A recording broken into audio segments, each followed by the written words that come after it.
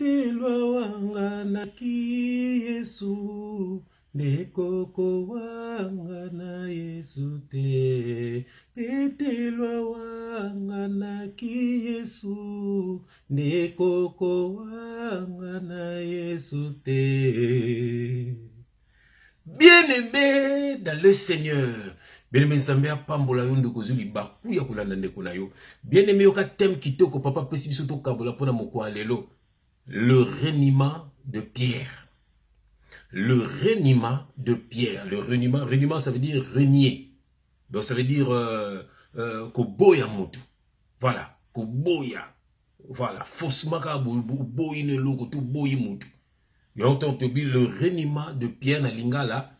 Donc ndenge petelo awangana ki Yesu. Bien-aimé, na moni na bondela ya mbote to pasola makomi. Petelwa wangana ki Yesu, ndekoko wangana Yesu te. Petelwa wangana ki Yesu, ndekoko wangana Yesu te. Ndeko nanga ko wangana Yesu te. Bien-aimé na moni na bondela bien-aimé, après te expliquer nini papa linga ibsa biso na message ya lelo. Nini papa linga loba? Nani papa linga lobelela? Papa linga benda matoi ya nani? Bien-aimé na bondeli ya mbote to pasola makomi na kombo na Yesu Kristo. Papa na pamboli kombo na yo na singyo merci mingi papa.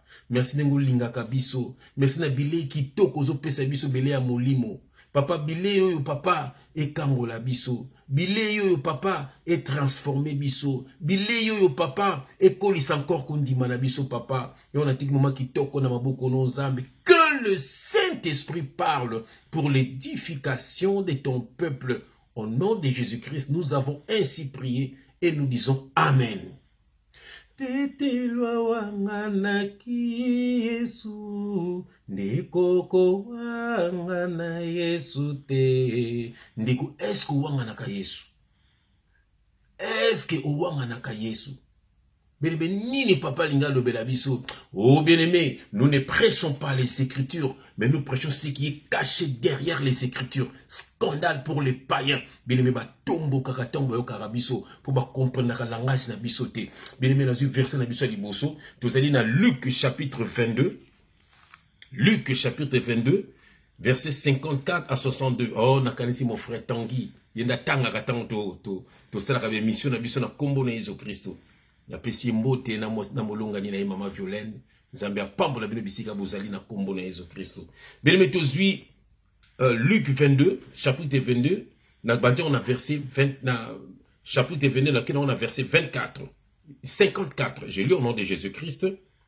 Après avoir saisi Jésus, ils l'amenèrent et les conduisirent dans la maison du souverain sacrificateur. Pierre suivait de loin. Voilà. Voilà. Ils allumèrent du feu au milieu de la cour et ils saisirent. Pierre s'assit parmi eux. Une servante qui le vit assis devant le feu fixa sur lui les regards et dit, cet homme était aussi avec lui. Mais il le nia, disant, femme, je ne le connais pas. Peu après, un autre l'ayant vu, dit, tu es aussi de ces gens-là. Et Pierre dit, homme, je n'en suis pas. Verset 59. Environ 1 heure plus tard, un autre insistait, disant, certainement cet homme était aussi avec lui, car il est galiléen. Pierre répondit, homme, je ne sais ce que tu dis. Au même instant, comme il parlait encore, le coq chanta. Le Seigneur s'étant retourné, regarda Pierre. Et Pierre se souvint de la parole que le Seigneur lui avait dite avant que le coq chante. Aujourd'hui, tu me renieras 3 fois. Verset 62. Et étant sorti, il pleura amèrement. Bien-aimé dans le Seigneur, lecture oyo pesi mawa. Yesu ayebisaki déjà Pierre, yoko wanga na ngai. Bien-aimé, pourquoi il se qui Pierre yoko wanga na ngai? Pambate Pierre, avant de kolakisa kalingi Yesu, avant de même koboya que Yesu kene na croix. Bien-aimé Pierre, Yesu ayebisa bi moni yo oko wanga na ngai. Bien-aimé, nini papa linga pesa biso na lecture ya lelo. Enseignement nini papa linga ayebisa biso. Bien-aimé dans le Seigneur, na yebisi yo Pierre azali kokumisa Yesu. Aboyaki même Yesu akene kulusu. Mais Yesu ayebisi yo moni yo okowanga nanga. Bomoni na histoire oyo bien-aimé, tango bakangi Yesu, tango baza kokende na ye, Pierre na musika aza kolanda zo batama. Mwasi moko atala lobi, mutoyo azalaki na mutoyo, Pierre awangani. Mutu mususu après quelques heures, albi yo, ozalaki na ye, awangani. 3 fois, azowangana kaka. Après, Jésus-Christ a tourné, notre Seigneur, oh papa, a tali Pierre, Pierre a comprendre, likambuye solo baki na kowangana ye, bien-aimé Bible binini, il pleura amèrement. Donc Pierre a leli, na souci, na pasi, donc a mi tungu sami, Pierre a leli, Yesu le baki a kowangana ye, bien-aimé, enseignement nini tout tiré na lecture oyo. Bien-aimé ebele bo wanga na Yesu. Avant Yesu le bana Pierre ko wanga nga, Pierre bana ko kumisa Yesu. Abwa ki mema kene kulusu. Boza ebele bolinga ka Yesu. O bien-aimé boza ebele bolinga ka Yesu. Boza ebele boyembela ka Yesu. Boza ebele bobetela ka Yesu maboko. Boza ebele bofuka mela ka Yesu.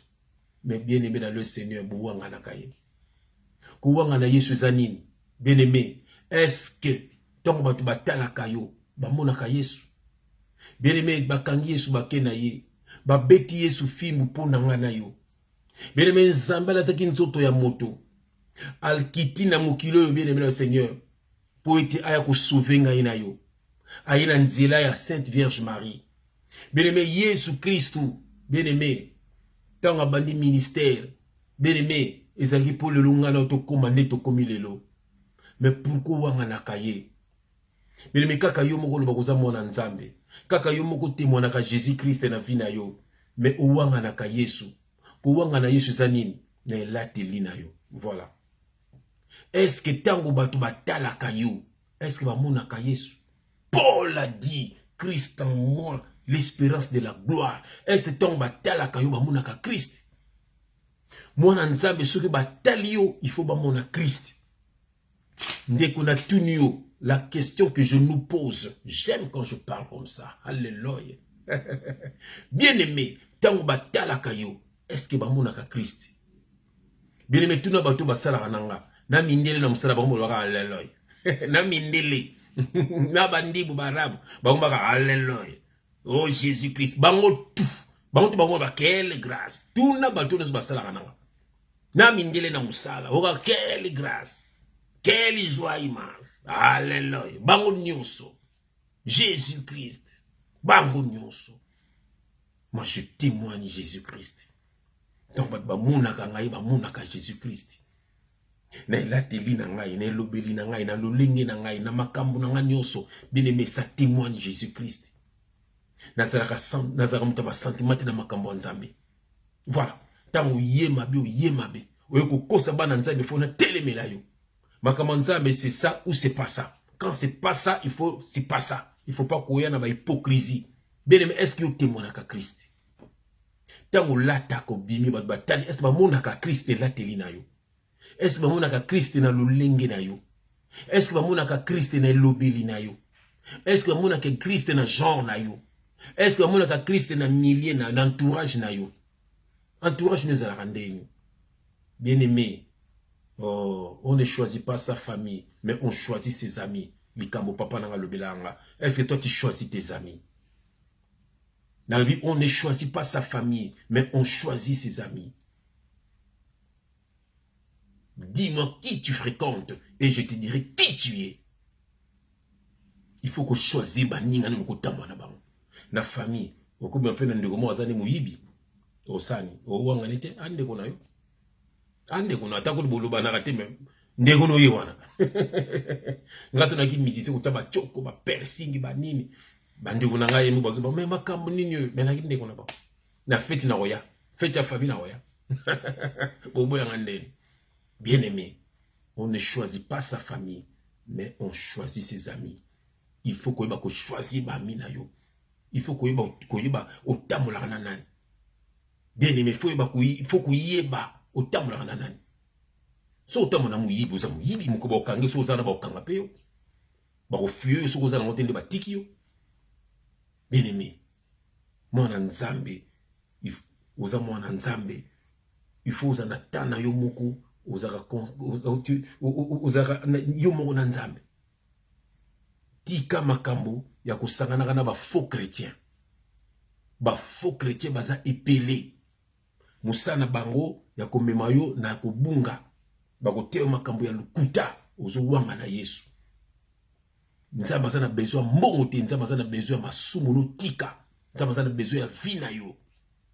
Même saka yo 10 mite memo na lola, offrande memo na lola, église bâtiment memo na lola, luvunu lukuta. Et le memo na lola, et ça comportement na yo faut changer en gros. Il faut se muta talo so mona Jésus-Christ. Na lobeli, na lateli, na izaleli, na makambo na yo, azo mona Jésus-Christ. Est-ce que témoin na Jésus-Christ? Est-ce que vous avez banzembo nzambe? Na voiture no taka musique nini? Otaka musique nini? Na ba fête bokenda bobina ka musique nini? Bobina ka musique nini? Mais aujourd'hui ba kosa mona nzambe. Ngoko munda nga soutenir bien la musique à mokili jamais. N-O-N. Okomo nakanga jamais. Tangwane lika. 2 Corinthiens chapitre 5 verset 17. Je suis une nouvelle créature. Attends na solo ko fi boti musique mais non occupé na ngangote. Voilà, na kota ta na métro to na taxi do boti musique les obe nga occupé ngangote. Mais nga moko na tyango na ndako nanga, na tyango na voiture nanga, luvunu. Et arrive à quand je me dis, on clip on les abonnés, que tu quittes les clips autour de la somme à baiser à solo. Mais qu'on va la boue, puis la bonne volonté, aux yeux, quand on a eu qu'elle est en y. N'a qu'elle est en y. La musique va misser mon kilo. Bien aimé, message nous yeux. Bien aimé dans le Seigneur. Donc, il y a verset de sous-sous. Donc, il y a Matthieu chapitre 10. Matthieu chapitre 10. Bien aimé, souviens-toi en Israël. Bangone surtout te bakota ki kana. Ah oui, bele bakota ki kana te. Ndenge peton Christ akoya e bele ba mona ete. E bele ba mona ete bien aimé. Na ete suki za kana yo. Na ebite suki za kana yo. Na kena Matthieu chapitre 10, na kena on a verset 32. Bien aimé. Zoaka ba verset ndeko na ngai partage pe na libota na yo. Yo ke to kotanga wana Matthieu chapitre 10 verset 32. Je lis au nom de Jésus-Christ. C'est pourquoi quiconque me confessera devant les hommes, je le confesserai aussi devant mon Père qui est dans le ciel. Verset 33. Mais quiconque qui me reniera devant les hommes, je le renierai aussi devant mon Père qui est dans le ciel. La parole de Dieu est claire. Mutonyoso. Oya kukumisa Yesu devant bato oneki biso to yakabu na Facebook na ngana kwa frère JF il faut yo comment ta frère o comment ta sœur boya kana ba surnom moko bo number 1 o sagi o la plus belle o sagi nini ombre jaune ba biloko na bino boya kana ngaya ngwana. Mais tu prétends dire que tu es un enfant de Dieu, mais même comportement dans païen. Bien aimé, c'est ça, pas la parole, je ne suis pas là pour te caresser, mais je suis là pour te délivrer, pour te sauver. Il y a un moment que Satan a tout mis, ça bon, moi, nabino, va te belé. Papa, te se retrouver quand elle a te nabino, à se retrouver quand ma campo nabino, à ce côté nabo, moi, nabino, aux arana bananaye, botem la bananaye, bosakali ken bananaye, mais pourquoi pas à détruire, à otinaka moro na bango, à côté na vinayo? Le loup va laisser poison. Bien aimé dans le Seigneur. Na tunu musique ni yo kaka. Ba musique c'est bino ke batwana ba simba ba kisi, yo zo musique na bango. moi na vérité moi ça m'arrive tam sous moi na vandi boy tam sous mon banze mnanga tam sous yakala tam sous nazo yoka ngopo naembaka makambo nzambe soko bioka banze mnanga kala nga ba bilo nanga sala na kisité nga banze mnanga kala sala na kisité naembaka nanga kisité. C'est bien après orchestre que tondo kota na bakisasa kuna ndele komona ke bakisi za rabo ke ndo komona bo esimba penga na nzoto te ponza malinga kinete. Nakova ndo kinze mnanga makala na mbaki nze yeso wa nzambe neti nze mnanga mo boza pe na YouTube wana nazomba nzambe ndi apesaka tuna la vie yanga do apesanga ko sepelisa mitema bato na banzembo nanga na te akabolingo na banzembo nanga na pekisaka ko sala mabe aimons-nous les autres eza na Biblia yoka dongando yimba yapi na nzembo kozana na imbela pitié Afrika ne bana ba souffrir na Congo na Afrique. Voilà. Bien aimé. Banzemi yoyo kaka. Bien aimé. To kena faire ça souka, ça va malendi ici. Pour lendi c'est bien aimé aux la vrai chrétien. Ceux qui nous écoutent le lobby même yo kufa na ibité, moko ngana kufa na ibité. Zala prêt. L'évangile ça Satan va se belé. Michel Baoba me mabiso na kobunga. Pour tout le monde nzambe te. Dans Romains chapitre 8 verset 17. Yoka verset au tanga verset dans souka na tangi na kombo na Jésus Christ. Ben yoka. Or, si nous sommes enfants, nous sommes aussi héritiers de Dieu et co-héritiers de Christ. Si toutefois nous souffrons avec lui afin d'être glorifiés avec lui. Ok? Si toutefois nous souffrons avec lui afin d'être glorifiés avec lui, il faut souffrir avec Christ. Souffrir zanine. Quand est aux élections, on m'a dit mais ce que nous mais on sait les sous te pour vous ça que munyo ki mais ce que moni oso souffrir na Christ makambolo so sala souté mutu na kosi mo ngolo ko bien na kombo na yeso lo minde ko ya yo donc ça veut dire biloko ozo ko éviter donc ozo souffrir na Christ okoko sou na ikoboté okoko sou na makama bête okoko sou na vie ma bête bien mais c'est ça la parole car bona na ba faux pasteur ils sont là pour te dépouiller ils sont là pour dominer dans ta vie baza bato na nzambete baza ba serviteur ya libu Moussa na boka mbongo bien aimé mais ok Christ a besoin de okabona na makama pe na batu ya mabe voilà le Christ tinda kabiso to te ya bino bandeko na biso et non makama ba mbongo to sumba bo to sala bo to sansamo makambu ya lokuta batu bela biso ba makama be église na bisaka bino za mindele to ba ka coloniser biso mais ba koko na so bazale ko sambela so bazale ko sambela wapi bâtiment ozali wapi o etikala ba osema na bandako na bango Jésus-Christ a envoyé kazo semena bandaku. Bien aimé bazo kosa yo.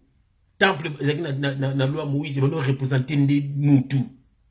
Lieu saint par vie dans lieu saint. Yo c'est pour ça divisé en trois parties corps, âme, esprit. Moli manza mezo banoza na kati ya temple ona. Ce que moli manza meza rende kati na biso. So de l'église bokena moli manza meza la kuna. Ozo ke no lukanza menzo kanza bazane ka na yo. Me yuzu no na ke lukanza. Onda kwanza meza yo. Pourquoi ba okosa yo? Pourquoi baza kokosa yo? Bien aimé dans le Seigneur, ko wanga na su Yesu te. Tant que na l'église wono zo wanga na Yesu. Okaza na kele lukelonga Yesu, na kele lukelonga nzambe. Makambo ya lokuta. Zana tanga elomo ilinga siko bien aimé sina siseke nanga. Na tanga ngopi mingi verset oyo. Na tanga ngo mingi elinga ya verset mo kitoko. Voilà. Ilinga ka siko na acte 17, acte chapitre 17 verset 24. Oui bien ou bien. Je lis au nom de Jésus-Christ, le Dieu qui a fait le monde et tout ce qui s'y trouve, étant le Seigneur du ciel et de la terre, n'habite point dans des temples faits des mains d'hommes. On a kinda kwanza. Bosuna di loba oyo, na makamu yo loba kana na pasen okosa yo, naza na raison, naza na faute, naza na tort. Par bien acte 17 24, nzamba vana na ndako batomukile batongite. Nzamba vana de kati na yo, batila nzambe kati na yo. Tika kokende na baluyingi wana kuna nde bokutana na bandoki balinga pasi luyingi zali ba concert ba église ba nini po bas ba evre ba détruire ba via bato bene bandanga na longa na makambo na koma bien na mosi nanga na bananga kala bila tuzaki ko tumisa maka songi ka kuna kokira se bilamba ka kuna kokira se kotanga ba mbongo ka kuna mais Dieu n'est pas là-bas et puis makambo zaka na ba noir na ba indo na mindele zati Bon, tata bindel ta l'église d'abord na bino ko kani pété. Mais mon dieu la kedara bilo ko na ta kedara musala kendaku azongi ndaku vineza bien. Bazo ko sabino bien aimé. Bien aimé ko wanga na su Yesu te. Ni ne la teli na yo, ni ne lobeli na yo, ni na lolenge na yo, ni na entourage no tambola na ngo. Bien aimé, est-ce que tout ça est-ce que Yesu sala na yo? Le banza mais le lance de l'Éternel comme tout de ceux qui les craignent. Bon, est-ce que yo banga kanza tant ça kana entourage no ma bewana? Est-ce que yo banga nza tant botonga na ba téléphone na batu? Est-ce que ozo banga nza tant que na l'église bâtiment passer na ça ko kosa bino bozo tia ba mbongo pe? Est-ce que bozo banga nza? Bien-aimé nzamba salo grâce ko wanga na su Yesu te. Yesu azakande na motema. Batela nzambe na motema na yo. Mokolo sozo bozotamba na Yesu. Bien-aimé vino yo kofungwama. Banguna ba okoka suko ya pembe na yo te. Pamba to zande na Yesu. Nzambe ya pambola yo. Et puis soko kufilelo azui molimo na yo. Bien-aimé battez la grâce. Et on te verra quelle grâce. Nous sommes au temps de la grâce. Quelle grâce, bien-aimé, battez la grâce. Yesu azala na yo, Yesu atambola na yo, Yesu alongisa yo, Yesu akoisa banguna na yo nyos, na kombo na Yesu Christ. Amen.